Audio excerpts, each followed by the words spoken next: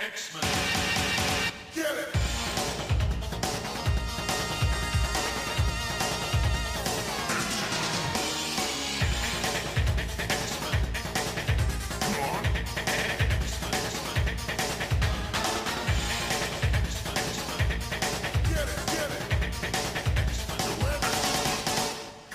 Hey everyone, and welcome to another exciting episode of Battle of the Atom. This is your weekly X-Men podcast where we talk about Ryan Choi from A to Z. I'm Zach. And I'm Adam. That's not how our intro goes. I made it a joke, and then I screwed up our order. Hi, Adam. Hello. Who's Ryan Choi? I don't know what that Ryan is. Choi is the good Adam. ATOM. He's a shrinking man. He's a shrinking man. From the Detective Comics. You know about those, right? They're the other type of comic books. There's only two. You know, I did get a chance to see Birds of Prey over the weekend, and it was so good. But I don't know anything about Detective Comics other than that the C stands for comics and that they say it again, which seems a little strange to me. It's a wild choice. But we're not going to talk about the book Detective Comics from Detective Comics. We're instead going to talk about some stories that our good friend over on Patreon, Jerry Crimmins, said, hey guys, I'd like you to talk about this. And the one that he wanted us to talk about is the Uncanny X-Men and the New Teen Titans. But here's the problem, Adam. Yeah. Now, I will say, I have read the first two trades of the Brian Michael Bendis Superman epoch recently. Okay. So I feel like I'm pretty much an expert on these detectives comics. No. Especially not because we're going back to the 80s to start with and then the 90s. Like, we could use some backup today. We could use some, like, Supersons, maybe? Hey, great idea. Are they available? Yeah, I think. Hey, Dan, Jake, are you guys available? Hello, old chums. Let me check my calendar. Awesome. This is great. It's us. That's right, folks. We've got brothers Dan and Jake McMahon who are going to be here from their podcast, the Supersons, to talk about it. How you guys doing? Good. We crossed over to the multiverse. This time, we're not going to get in trouble. Did you break the source wall? Maybe. We're having some problems with that over in our universe. We went to Arkham. We broke out. It's a whole mess. There was a musical number, but we're here. Okay. There's a lot of ice cream, too. And just for people who don't know and are going to have to recognize you by voice, which one is which? I can tell, but I want to make sure people know which one you are, Dan. Hi, I'm Dan from the Supersons. And which one you are, Jake. I am Jake from the Supersons. All right, that's great. Now, hey guys, what is the Supersons? For again, I know, but for people who might not, like Adam, this dum-dum over here. Just the one who made our cover photo. I was going to say, It's not like I illustrated their podcast art or anything, but please, tell us what Supersons is. Well, Jake, do you want to do the pitch? We want to make Well, I was gonna. All right, go ahead. But do it. Yeah. So our whole thing is we want to make DC Comics more accessible. So we just try to go in with like a good entry level book for certain characters. Okay. Yeah, we're just trying to make the comics a little bit more accessible because, as you know, there is a lot. Oh man. Yeah. DC is kind of impenetrable in that way, isn't it? That is our mission. To penetrate. Oh my. Oh. Okay. Well, I don't know what you guys do on your podcast. This is a family-friendly show, so we're going to we are family. I guess. We're not friendly. We're going to talk about two great tastes that possibly taste great together. This is a little bit of our universe and a little bit of yours. This is the Uncanny X-Men and the New Teen Titans. This is from 1982, written by our dad himself, Chris Claremont, with pencils by Walt Simonson, inks by Terry Austin, letters by Tom Orzechowski and Glennis Wynn on those colors. Hey, did you know that Louise Jones Simonson and Len Wynn edited this one too? Wow. Yeah, this is a Marvel comic book.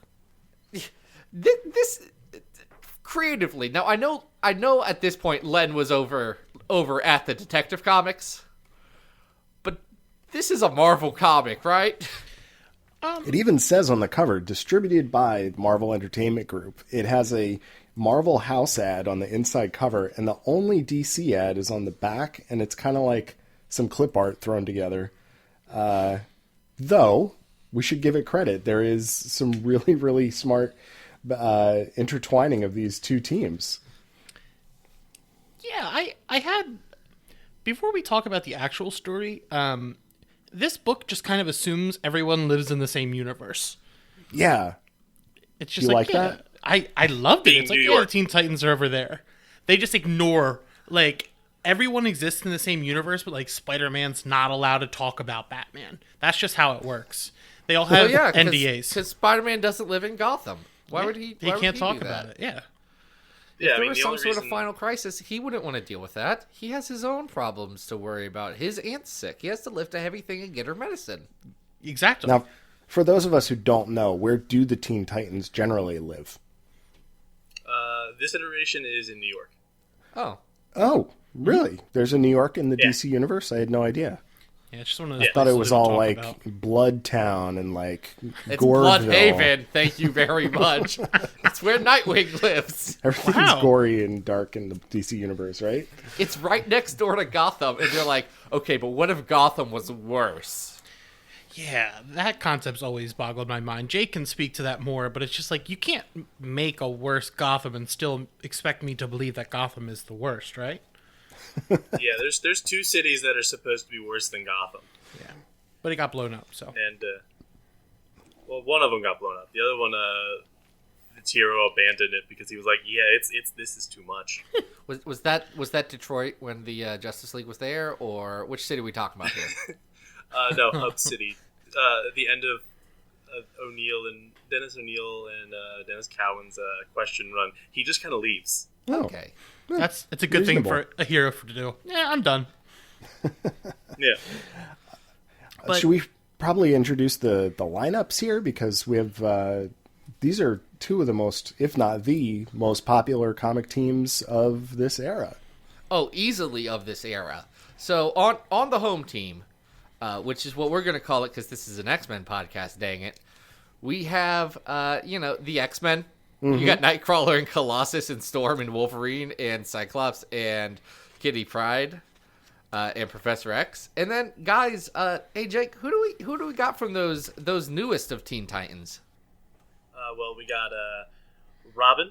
We got Beast Boy, who's our green furry guy. Yeah. He's in a very, very famous cartoon. Yes, very famous. We got Starfire, Donna Troy, also known as Wonder Girl. We have Kid Flash, Cyborg, and did I ever say Starfire? Yes, you did. Kid Flash. Is he the mass murderer one? Yes. Yes. Well, now he's got a really cool chair and superpowers. I don't know. He's Dr. Oh, you Manhattan talk- now. Yeah, you're talking Yeah. about how Kid Flash got Dr. Manhattan powers by sitting in the Mobius chair from New Gods. You think Jack Kirby did? I'm so Yeah. tired all the time. That's the same chair that's in this book. See, the problem Yes, was it is. It's the book. These- It's the chair from New Gods. It's what Yeah. Metron sits in. Also the chair that Kitty and Garfield sit in. Yeah, they sit something fierce. Adam, I've been reading New Gods. It's actually good. Oh, I I don't bet. know if that's a hot take. No, Jack Kirby. Kirby's New Gods is pretty good. Jack Kirby, good. Shocking. I've heard good things.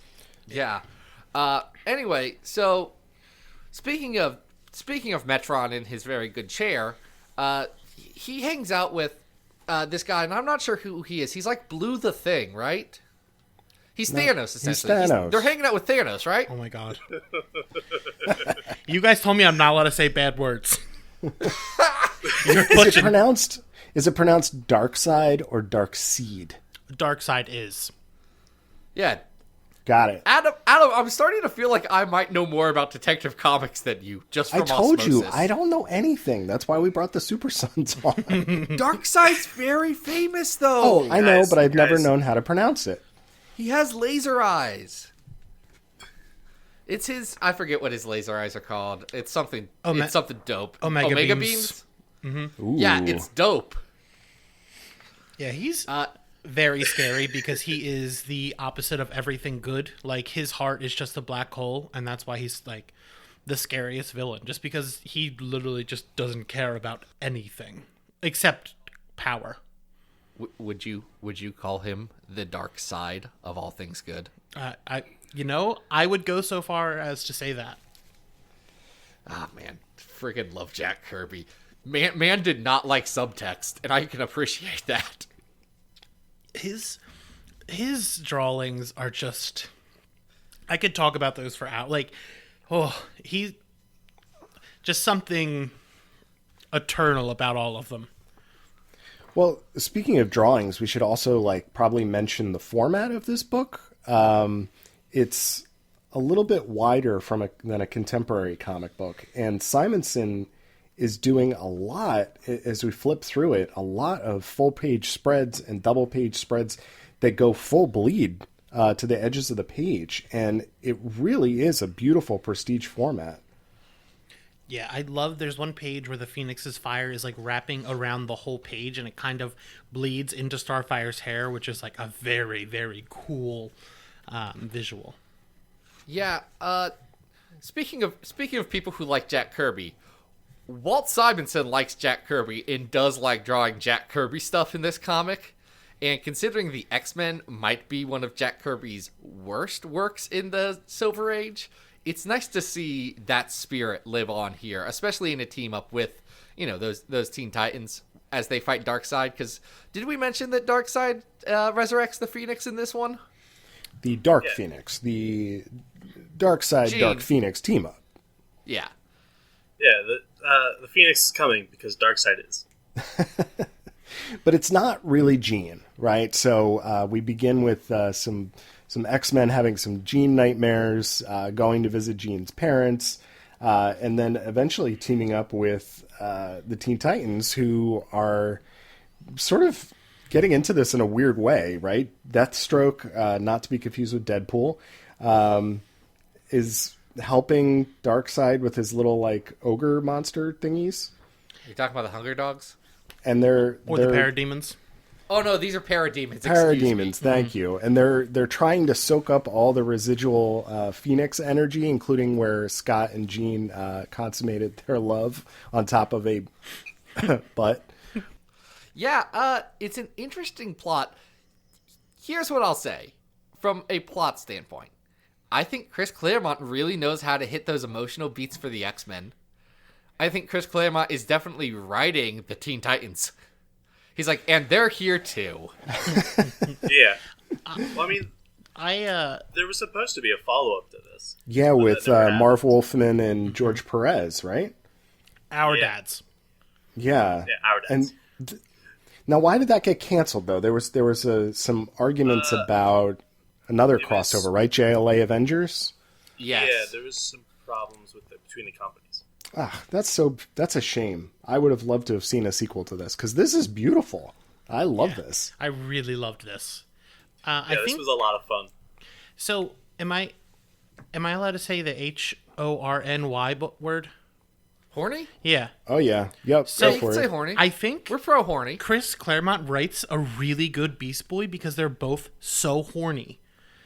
Chris Claremont could write some horny teens. Yeah, I was like, oh, okay, this makes sense. This feels normal. I really like what Claremont does with the emotional resonance of this story. I believe that the X-Men care about what's happening here. I believe the Teen Titans are like, Darkseid's bad. We do need to beat him up.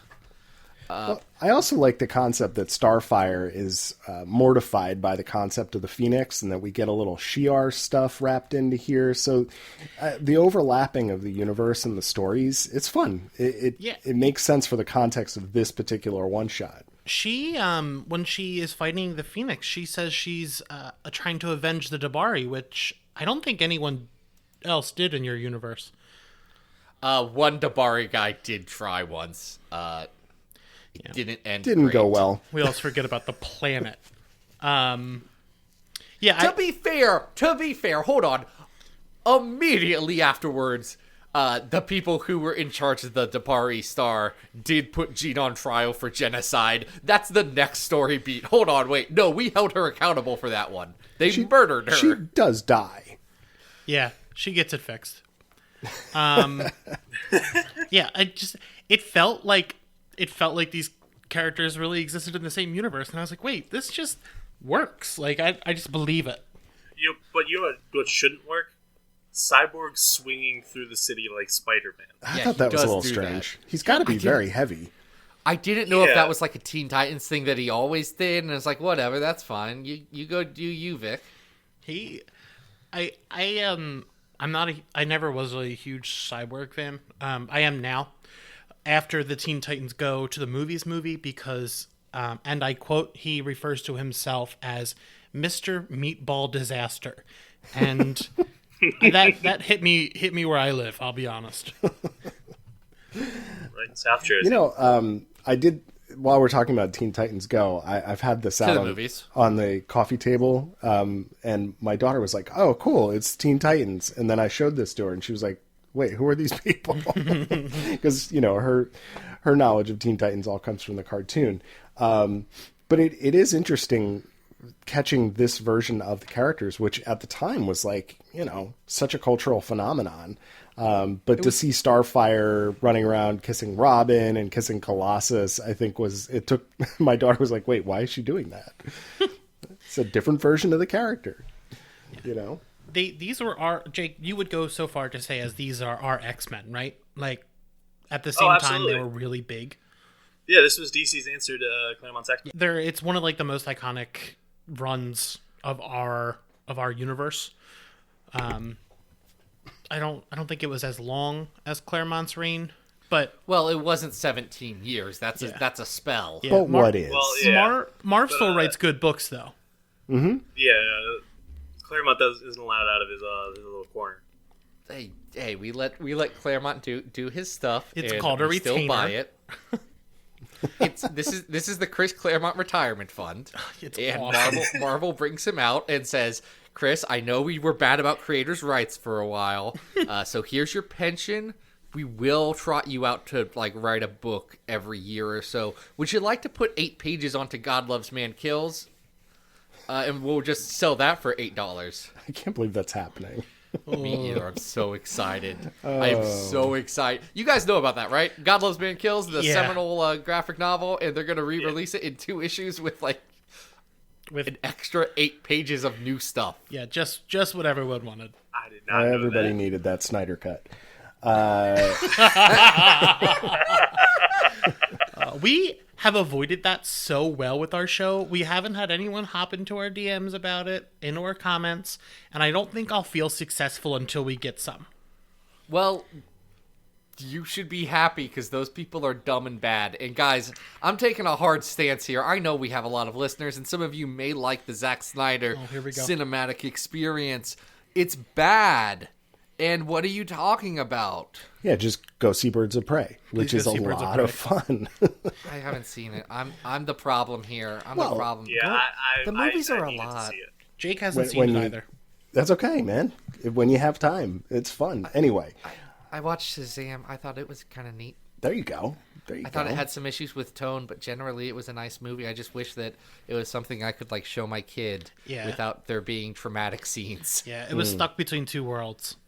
Which kind of like this comic book, which I like a whole bunch, and I would be willing to say, I don't know if we're ready to rank this thing, but we are. Might do pretty well on this list. Well, you say list here. Yeah, what's the list? Guys, this is going to be our space here because we've read a lot of X-Men comics. I know you guys have read some X-Men comics, but I'm going to assume you have not read at least 330 X-Men arcs. Is that a fair statement? Oh, 100%. If it doesn't have Adam X the Extreme, I haven't read it. Well, Adam X the Extreme is on here several times. You helped with that. I know. It's good, and I love that boy. But no, like I said, we have 330 stories on this list. The top story is the Dark Phoenix Saga. Number 50 is Storm and Ileana Magic. 100 is Generation X 18 and 19 for the sake of the children. 150 is Uncanny X-Men Madripoor Knights. You know, that's the one where Wolverine and Black Widow and Captain America team up and fight Nazis. Great pose on that cover, yeah. In 3D? very good In 3D like they've been doing, or regular? I have it in 3D. I have it in 2D only have it in and the 3D. 2D. Yeah. That was in 3D. I do have a copy of that book that was reprinted into like a ESPN the magazine sized magazine that you can fold out, and it's also a board game. What? Wait, hold on, Adam, what? I'm bringing this to C2E2. This is content. Is it This playable? is content now. I'll find out. Everything's I'll playable. bring that to Claremont. I'll go to Claremont's booth at C2E2. I'll give him $10 and say, Chris, please sign this board game instructions that has your good comic book in it. tears Jim in Lee's his gonna eyes. be there too. I can get the twofer. He's not in a booth though. You're not gonna be able to James get is near gonna Jim. James Liebert, Stan's son, James. He is gonna be signing one of the days. I may have to bring him that comic. Oh my god. All right, got- This is so me trying to decide if I want to spend an hour and a half in line for a goof. it seems like your brand. Oh my gosh, I would do it only if I could get James on the record. Oh, anyway, let's continue Good here. luck. Oh man, James. Anyway, 200 is Colossus God's Country. It's from MCP. 250 is X-Men Deadly Genesis. That's bad. 300 is Captain Marvel 2 and 3. That's the story about Adam X the Extreme's Secret Origin. Also bad. Get out of here. And the Captain Marvel stuff's bad. Oh, You yeah. were there. Oh, it's so bad. When he yanks his hair. Sorry, off track. No, you're good. 330's the Draco. Here's my question, Adam. Yes. Is this better than Madripoor Knights? Yes. Undeniably. I mean, the Simonson art alone on this is just destroying it. I think this is just a really amazing cultural artifact. The story leaves a little bit to be desired, but at the same time, it really does work. And I think we started by saying this. This is less a crossover than it is just a really solid X-Men story that happens to have the Teen Titans in it. And I think it works really solidly. I think it does too. I'm gonna throw this out here. Yeah. I think that this is better than the first 3 issues of the Claremont Lee X-Men Volume 2 at Mutant Genesis at 46 on this list. I would agree. I think that, just the art team and the writing team definitely have it. So let's work our way up. I think this is... Do you think this is better than the second arc of Joss Whedon's Astonishing, Dangerous? I do. Here's my ceiling. Let me throw my ceiling. Yeah, let's see how high you want to go. My ceiling is number 40. Marvel's number 2 by Kurt Busiek and Alex Ross. Yeah. Pretty good, Adam. Yeah, I Adam, think... Kurt Busiek's doing a Marvel's series where they're just saying, "Hey, Kurt, please do Astro City, but for us now." Yeah, and congratulations to Jay Edidin, who's going to be co-writing with Kurt Busiek on a Cyclops one-shot too, right? Oh yeah, friend of the show, Jay. You guys have heard about this by now. If you listen to this show, you probably know. Pretty rad. All right, then that's a great place for it. That would make it our new 41. Put it right ahead of X Club 1 to 4. I think this is better than X Club 1 to 4. I agree. That I do dearly love. Yeah. All right. Good place for Great it. job. So guys, have you enjoyed talking about good comics? Yep. Yeah. Yeah, this has been a fun 25 minutes. So now let's talk about the Amalgam Universe. Oh boy. Hey, Jake, quick question for you. What's the Amalgam Universe? It's when they decided to take the universe that had DC and Marvel in it, and then they decided to smush all the characters together. Yeah, so you get characters like the one who's in this comic here, This is called Legends of the Darkclaw. Who thought this was a good idea? Who needs to answer for this? I think Larry Hama and Taro Witch of the Black Rose creator Jim Ballant. They need to answer for this one. But like, who editorially was like, you know what would be a great idea? Let's not it was have Denny the- O'Neil. Oh, It was Denny O'Neil and Bob Harris. We have credits. I was- Shocking no one. Bob Harris was responsible for a bad editorial decision. I was okay when I saw Denny O'Neil, and then it turned bad. Yep. Well, here's the thing. So Larry Hama does G.I. Joe. He's great. Everyone loves him. He does Wolverine. And brother, he's trying his hardest. Like, it's not always good, but Hama just has no break. It's wild. So it's always wild. So he's a good fit. Larry Hama, which I guess our DC friends might know as the creator of Orca the Werewolf, the best Batman villain Yes. to appear in the Lego movie, Batman the Lego movie, a Lego movie starring Batman. Love that movie. Wait. A Lego movie where Voldemort appears and what's his Gremlins. name who played Voldemort is in the movie actually, but he doesn't do his voice. Isn't Oh, that's Sauron true. in it too? Yes, Yeah, Sauron, Wicked Witch from Wizard of Oz. Batman fights King Kong in that one. Yep. Yeah, it's great. It's pretty great. You know what's not great? When you combine Wolverine and Batman and try and make him into a new character, it just looks bad. It's a lot. Yeah. It's very 90s. I'm still His confused. claws are like batarangs? Yeah, why were they curved? I don't know. That would just make it more painful going back in. Yeah, well, he's fueled by pain. It's the pain of, I assume, his dead parents. Yeah, it feels His, a lot. his parents that were standing on a very cold and brisk day, the day That they're joke's not going to make sense if they haven't watched your Twitter, but I hear you, Adam. Guys, Jim Ballant's known for some capital H horny art. Nips. And he expresses that in this comic here by drawing a portrait of Logan Wayne, that's Darkclaw, Logan Wayne's mother. I'm going to assume Martha Logan Wayne. makes Why did you sense. say that name? I knew it was coming. You guys people want more of that. Why did you say that thought name? That was good. I know it's easy to dunk on Snyder Bros, but also, look, Zack Snyder didn't make it hard on himself. I like Batman vs Superman, but that's another story.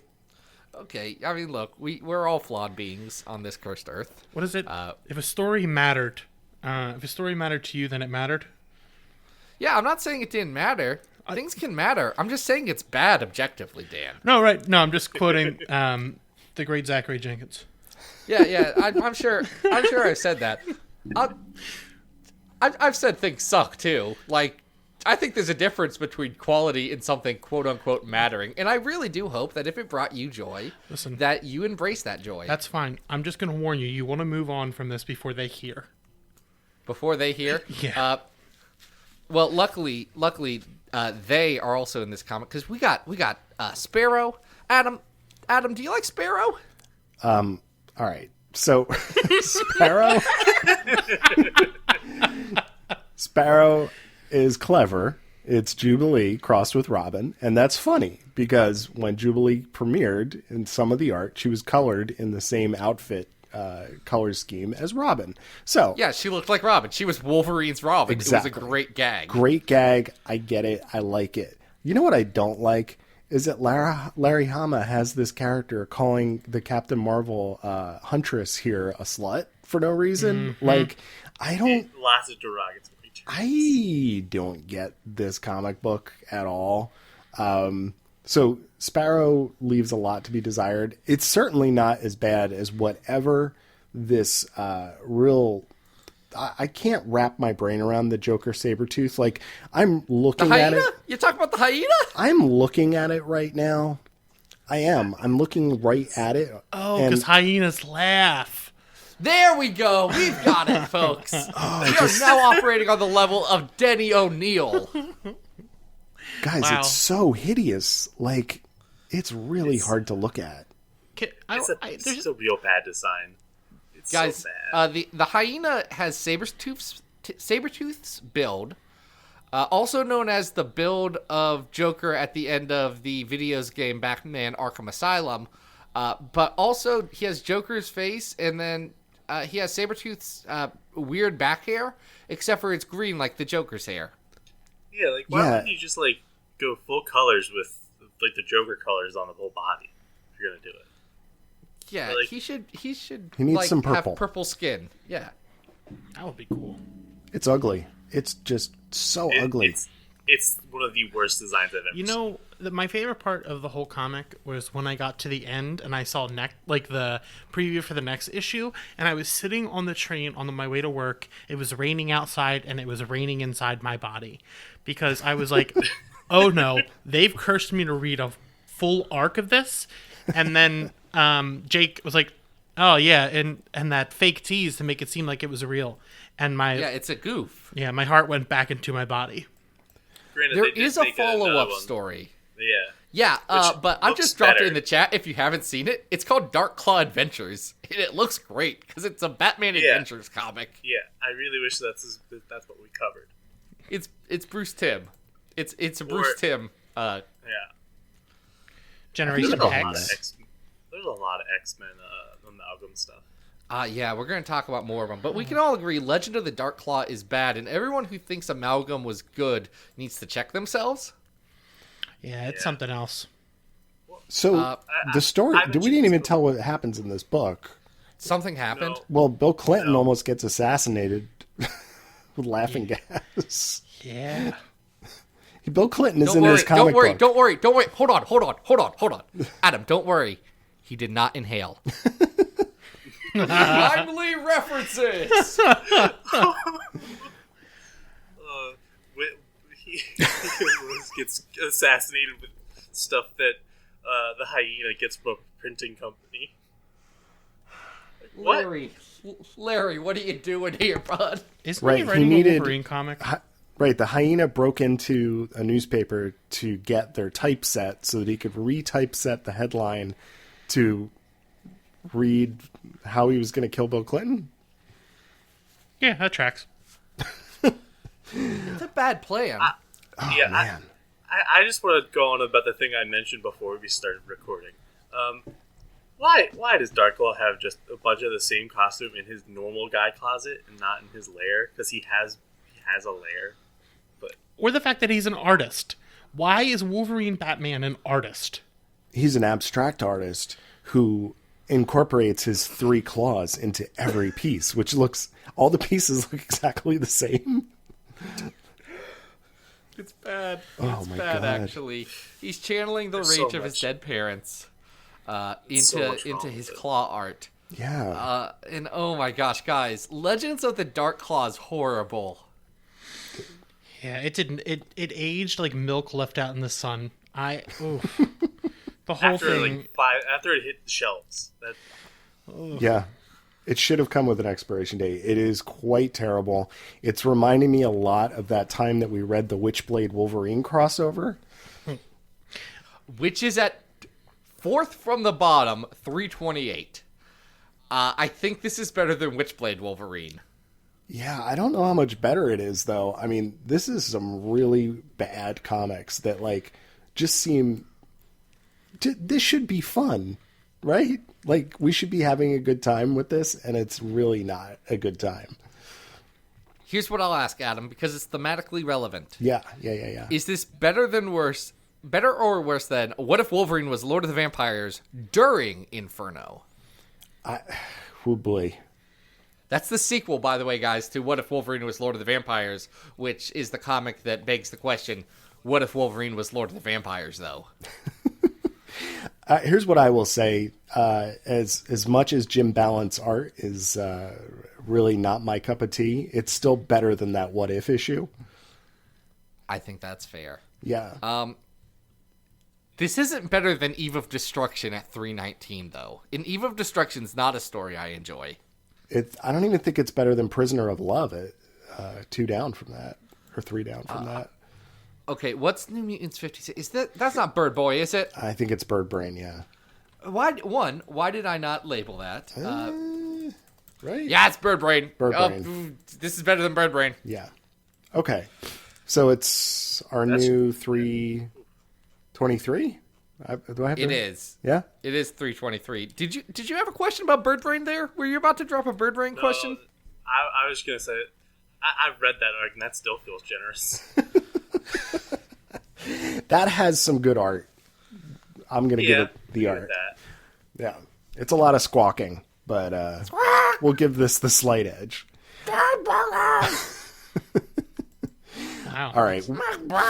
Supersons, we're really going to need your help on this next one, though, because we have another amalgam book, and it's got quite the cast. Hold on. You might need their help. This is an amalgam book that might smash up the one DC thing I've read a lot of, or at least I've read all the important stuff of. Okay. Oh, from Grant Savior of the X-Men Morrison? Yeah, I've read Grant Morrison's Doom Patrol. It's pretty good. It's Adam, you know in Grant Morrison's Doom Patrol that there's a painting and it ate Paris? Wait, the painting ate a city? Yeah, the painting ate Paris. Okay. You know in Grant Morrison's Doom Patrol, and Jake Dan, maybe you can help Adam out on this one. Hey, what's with the Pentagon? Why does it have 5 sides? I have no idea. I can't. Well, obviously because 5's the number of evil. Yeah, that makes sense. So, that do you guys know about Flex Mantallo? Yes. Yes. The Man of Muscle Mystery? Yeah, and that was in Doom Patrol, and then he had a separate miniseries too. He did, and that miniseries does make me cry every time I think about it because it's so beautiful and succinctly brings up everything I love about superhero comics and hope. But more relevant to this, while he's in Doom Patrol, Flex Mentallo flexes so hard that he turns the Pentagon into a circle. The building the tracks. Pentagon? Or the concept of Yes. a Pentagon? Yeah, no, the building. Y'all need to read Doom Patrol. It rules. I think All right. Add it to my list. It has some 80s understanding of mental health with a certain character that's not great, but like there's some stuff that hasn't aged well, but you can tell Grant's trying. Yeah. Yeah. The television show does everything right. The television show is fantastic, and at one point, Flex Mentallo, the way he flexes his arms, everyone on Danny the Street has an orgasm. Oh, do you know about Danny the Street, Adam? I'm sorry, there's a character that's actually a street? Yeah, his name's Danny. Well, its name's Danny. Yeah, it kind of doesn't conform to gender norms. I kind of like Which it. is good. That's a great idea. Well, Adam, you might. There's one character you're gonna understand. Tempest. He's a mutant. Oh. Yep. Yeah. Okay. One of was like 2 good. mutants in the DC comics. Yeah, Grant was just getting ready. This was pre X-Men. Oh yeah. Yeah, this was 80s. We're talking about Doom Patrol a lot because the third comic we're talking about today is X Patrol. This is an amalgam comic written by Carl Kiesel and Barbara Kiesel, with pencils by Roger Swipes Cruz. It's Bob Harris also edits this one. Good old Bob. Yeah, Roger Cruz we've encountered before as being kind of like doing his best Jim Lee. Here he's definitely channeling more of a J. Scott Campbell look. Yeah, he's doing a Joe Mad here. I don't know if it's as Joe Mad as it is J. Scott Campbell. Like, he's definitely been reading a lot of Gen 13 going into this issue. But yeah, I could see the Joe Mad a little bit too. This is basically just a bunch of characters introducing themselves. Yes. Yeah, that's the whole issue. Pretty much. And then they fight what Dr. is it? Doomsday. It's Dr. Doomsday. Dr. Doomsday. It's Dr. Doom and Doomsday combined, guys, which is very good. It's basically just It's not- Doomsday cosplaying as Dr. Doom. I'll give him credit for that one. He just threw a cape on. Yeah. Yeah, I'm Doom now. It's I got a not. hood. It's not the best name getting smushed together in this book, but it's pretty close. Because we've got our team, and let's go around the circle and talk about the ones that really stood out to you. I'd say the first one that stands out to me is Shatterstar Fire. who's Shatterstar and Starfire, which kind of actually works. It works so well, especially because Detective Jake, they're like relatively very tall people. They're both from alien planets. They're both warriors. They both have boyfriends that everyone loves. It's just, it's a perfect combo. But And Starfire isn't isn't the child of their clone. Yeah, that isn't. Well, That's Also, more complicated than you could ever imagine. Also extremely hard. that's also not more complicated than Donna Troy, though, so No. maybe y'all Yeah. need to slow That's your roll fair. before you start. That's fair. That's fair. Poor Donna. I love So, Jake, which character stood out to you of this team? Beastling. Because he's pretending like he's Beast, but inside he's just as perverted as Beast Boy. That's very good. Yeah, it's the only He's beast I've ever green. liked. Furry. Oh, not a Beast fan. Interesting. Not a beast. I don't say that because that's another group I don't want to come to blows with. I never just got into Beast. That's fair. But who did you get into in this comic, Dan? The one that caught me like a speedball from left field and hit me in the head was Husk, who is Dial H for hero, and Husk. That was like who took the guides to DC and Marvel and just flipped 2 pages and went, that's it. Yeah, she's got the H dial. Yeah. It's very clever. Yeah. She turns into Polaris and Wonder Girl and Mary Marvel Girl, who are all good. Yeah. Yeah. Mary Marvel Girl is such a cool look. Yeah, it's Mary Marvel and Marvel Girl. It's exactly what you want it to be. Well, I guess I get stuck with the not exciting characters here, who include our POV character, Elastigirl, who is a combination, I think, of Wasp, Domino, and Elastowoman. Mm-hmm. And then we have a Colossus Pharaoh combination of Pharaoh Man. He's a combination of Robot Man and Colossus. He's specifically not one of the Metal Men. They make that clear in this comic because there's Magneto in the Metal Men. Yep. I love the way Magneto looked in that. Cable crossed with the Chief, who is Niles Calder, and that is Niles Cable. That one also caught me off guard. Like, why? What? Professor Xavier and Niles are the same character. Okay, yes, but Professor Xavier has to be combined with Dr. Fate and Doctor Strange to become Doctor Strange Fate. Oh yeah, that's a great name too. That one's also good. They're so funny, and like some of them are like super interesting to look at. Like, wasn't Iron Man combined with Green Lantern? Yeah. That's a cool Yeah. one. But it's all just There's a lot. who, why did you do this? There's also another one that's a different Cable. Is it who's the Strife? Yeah, the twin. Clone, excuse me. Yeah, and we talk about what happens in this comic, but nothing happens in this comic, actually.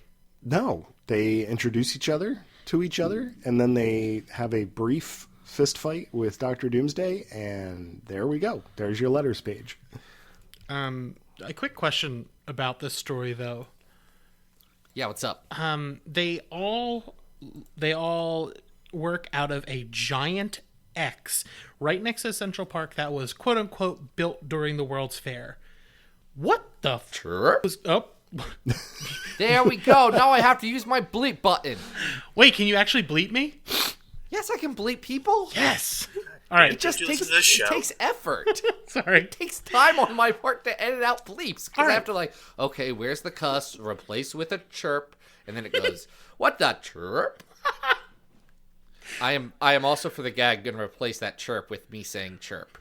Good. Like it's gonna be the right chirp noises. Anyway, so yes, the World's Fair. It doesn't make sense.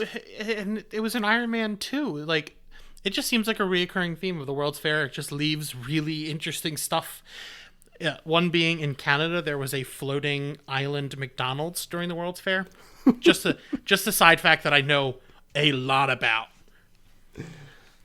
Oh, man. I mean, Look, There's a if lot of Krakoa weird doesn't bears. work out, the mutants can move to this McDonald's. Gotta I get think that it'll be Mickey good. D's. That McDonald's money.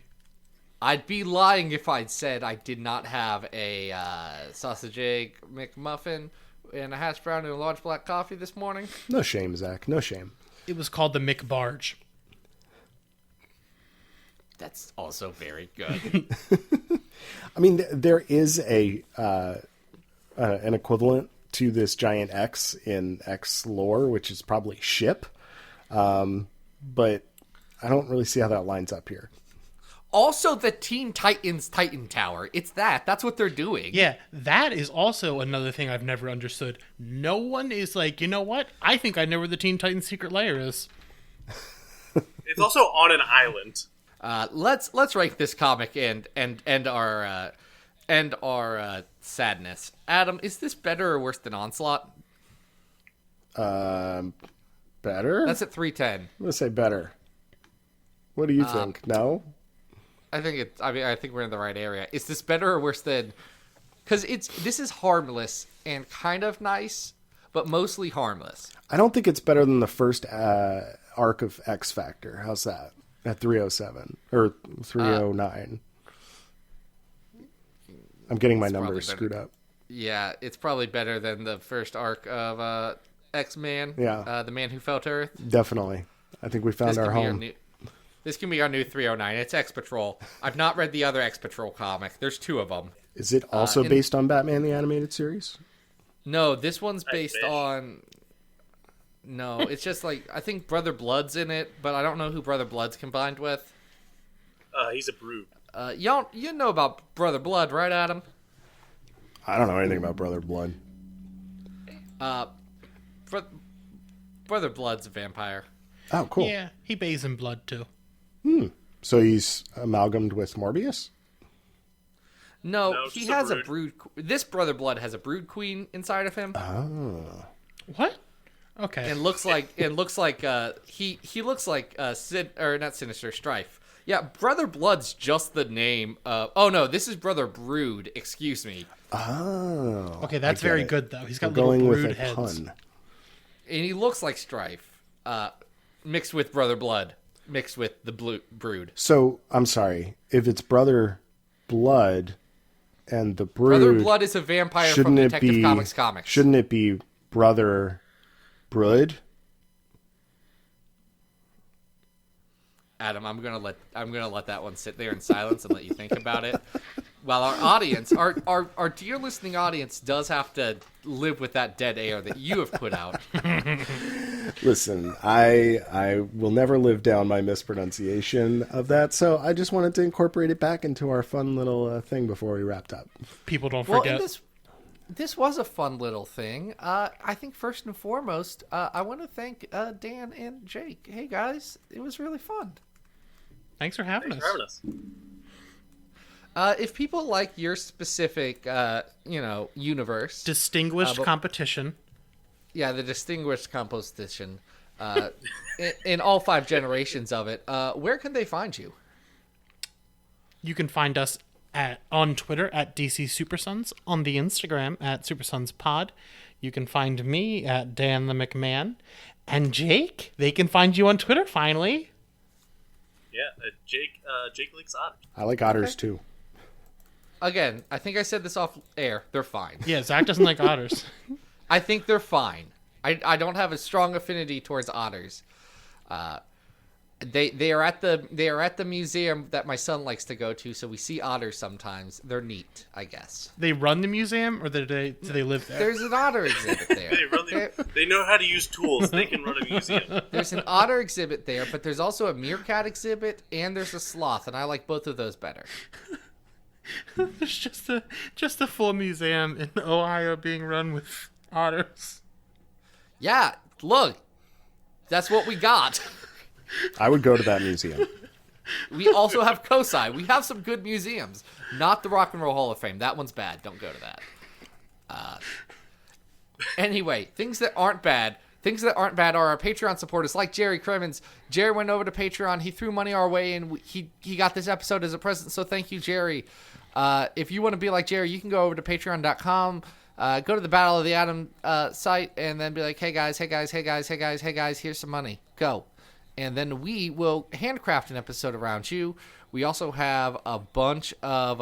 you're putting pictures in the chat, and I'm just going straight forward through this. I'm barreling on through these announcements. Don't even try and throw me off here. If you want to be like Jake, again, Patreon at the $2 a month level, we'll do an episode about you. At the $5 a month level, we'll do an episode about you. And then you will also get early access to the show whenever I get done editing this. And then you get to vote on other stories that we could do for an episode. To fill in the gaps and other things. In fact, all these amalgam ones came from that suggestion. So thank you, Patreon guys and gals and non-binary pals and kind of everyone in between on this weird spectrum we call gender here, which is a construct. If you're higher than $5 a month level, thank you. You know what you get. It's better. It's good. You get on this show more, and we get to talk about stuff more. Adam, you're at Arthur Stacy still? I'm still at Arthur Stacy, and I'm getting really excited because next week we're having our 3-hour X-Men Fantastic Four roundtable debate. So make sure you tune into that. We're not actually. Adam. We're not doing that. And I've already yelled at you so much. You're not allowed to talk How about the many Fantastic times do Four. I need to teach you this lesson, old man? Also, because this is coming out after X-Men, Dan and Jake, close your ears if you don't want a spoiler for this issue that you haven't read yet. Anyway, since this is coming out after that, we all hate Xavier at this point, I'm sure, because he's keeping Mystique from her wife. Mm-hmm. It's true. My wife. I've already made images. My wife. Spam on Twitter. My wife. That's the only reason I want to get married, honestly. Xavier was married to Mystique. He doesn't want the competition. Yeah, no. This is about Destiny, her real wife. It's gonna be very good. Actually, the comic's great, and if y'all didn't read that, go read X-Men number 6, where Raven just yells about how she wants her wife back, and Aww. I get it. Harrison Ford.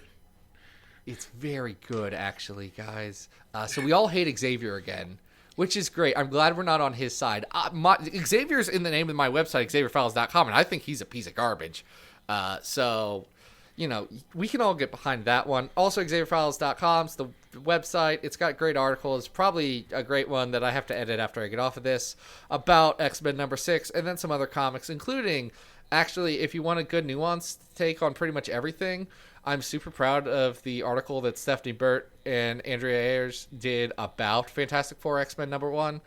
So go check that out if you want to get to kind of the core of everything that people have been going on about for the last little bit. Beyond that, Twitter at Xavier Files. Don't follow me. It's a horrible curse that I can't get out of. It's a mess. It's bad, guys. I was telling one of my writers today, the only reason I'm on Twitter is because I like it and I'm cursed. And also I want to promote this stuff, which is great. Next week we're going to talk about Cable. Not Teen Cable. Well, wait, no, a little bit of Teen Cable. We don't have the Teen Cable, but we have a Teen Cable, but mostly adult cable. I think we've got a good mix of cable from all eras. Adult cable like Cinemax or Oh, I knew that was going to come back to bite me. Yeah. Let's talk about Bikini Car Wash number 6 next time, and then we'll get back because this has been Battle of the Atom, and we hope you survived the experience. Get it!